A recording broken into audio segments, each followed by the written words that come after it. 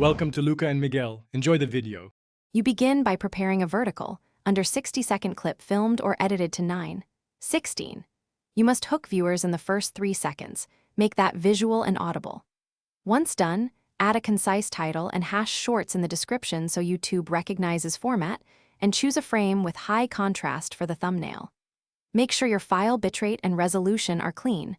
Upload immediately after these steps so the algorithm sees a strong initial signal. Now focus on signals that tell YouTube to push you to the Shorts feed. You should craft metadata that matches intent. Use searchable keywords in the title and 1-2 precise tags. Once uploaded, create content that invites quick repeat views, a loop, a cliffhanger, or a reveal, because watch time and replays matter.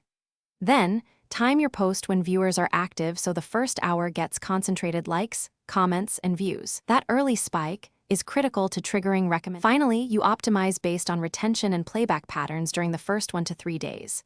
You should watch retention graphs and replays, then iterate. Trim the intro, sharpen the hook, or swap the thumbnail and re-upload a new version.